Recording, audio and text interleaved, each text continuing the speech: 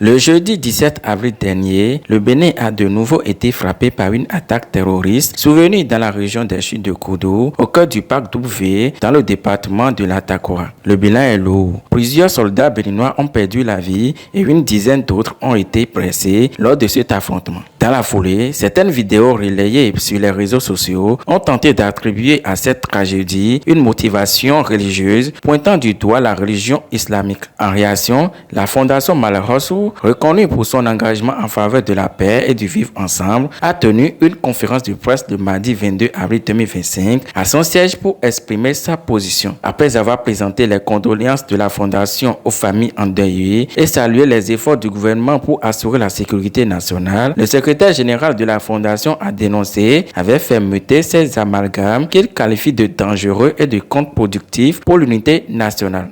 Au phénomène de terrorisme qui depuis quelques années sévit dans les pays du Sahel avec une progression redoutable vers les côtes du Golfe, le gouvernement du président Patrice Talon a entrepris de nombreuses actions. Il ne nous échappera pas de relever les déplacements du président Talon vers ses homologues de la sous-région, dans le but d'asseoir des relations de coopération efficaces pour lutter contre le terrorisme. Nous restons persuadés qu'ils s'accorderont leur violon pour faire reculer les frontières du terrorisme dans la sous-région. Nous voudrions par ailleurs inviter les soldats au front à ne pas désespérer. Ils ont le soutien de tout le peuple béninois en général et de tous les imams, les alphas et les non-musulmans en particulier.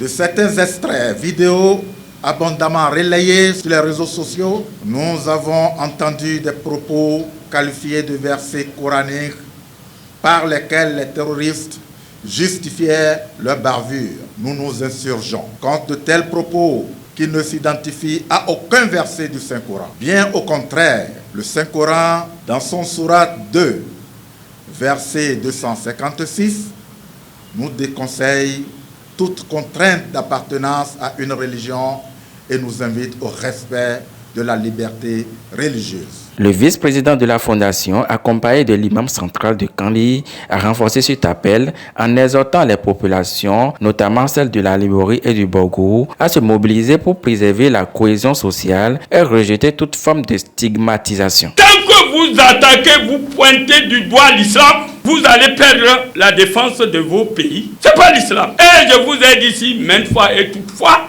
c'est pas quand quelqu'un dit Allah Akbar qu'il est musulman, ou quelqu'un qui lit le Coran, il est musulman. Alors, on n'a qu'à se mettre ensemble, comme un seul homme. Le Bénin est un, l'Andier c'est le Bénin. Nous devons ensemble se mettre ensemble pour supporter Talon, son gouvernement et nos militaires. Je demande aussi la contribution de toutes nos confessions religieuses pour une large de prière pour nos défunts et une large prière pour quand même la paix dans le pays, notamment suite à ces situations répétitives des djihadistes qui prennent d'ampleur dans nos différentes localités du Nord, l'Atakora, en plus la Libori. Si rien n'est encore fait davantage, je pense que d'ici là, ça ne va pas s'arrêter dans l'Atakora seul, ni dans la Libori seul. Je passe le message à nos parents de l'Atakora comme de la Libori à essayer d'aider nos forces vives de la nation en leur procurant, c'est-à-dire des informations pour des gens douteux qui seront dans nos localités. Il faut qu'ils passent les informations pour faciliter la tâche. La conférence fut aussi l'occasion de rendre hommage au pape François, dont le décès avait été annoncé la veille. Nous présentons toutes nos condoléances à la communauté chrétienne du monde entier et en particulier du Bénin pour le décès de leur leader qui est le pape.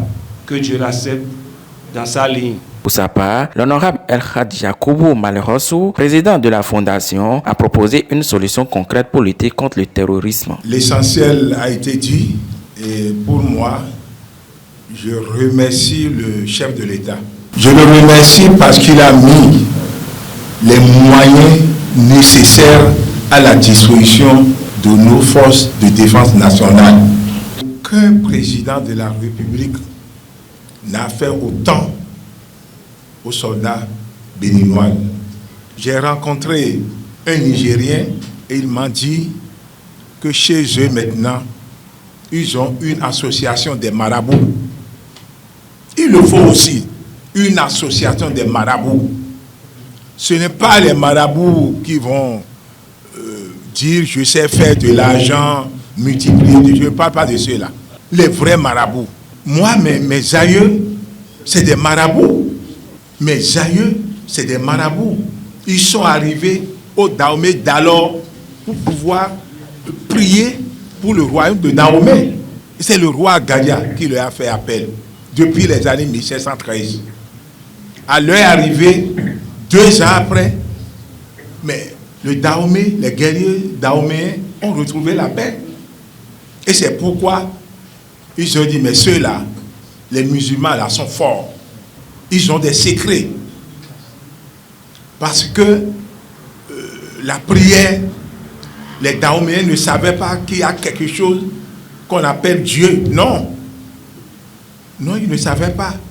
Et c'est un Malien qui a dit au roi que vraiment, j'ai des marabouts à Canon et à Bida. Donnez-moi des moyens, je vais partir les chercher. Et c'est de là que mes amis sont arrivés. C'est de là qu'ils sont devenus rois des musulmans.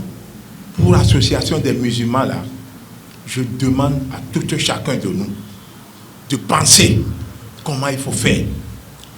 Parce que ceux qui sont en train de tuer nos soldats, là, c'est des gens qui ont des marabouts derrière. Ils ne viennent pas comme ça. En conclusion, la Fondation Mallerosso a lancé un appel à l'apaisement, à la vigilance collective et au retour rapide à l'ordre sur l'ensemble du territoire, soulignant que seule l'unité dans la diversité permettra de faire face aux menaces sécuritaires.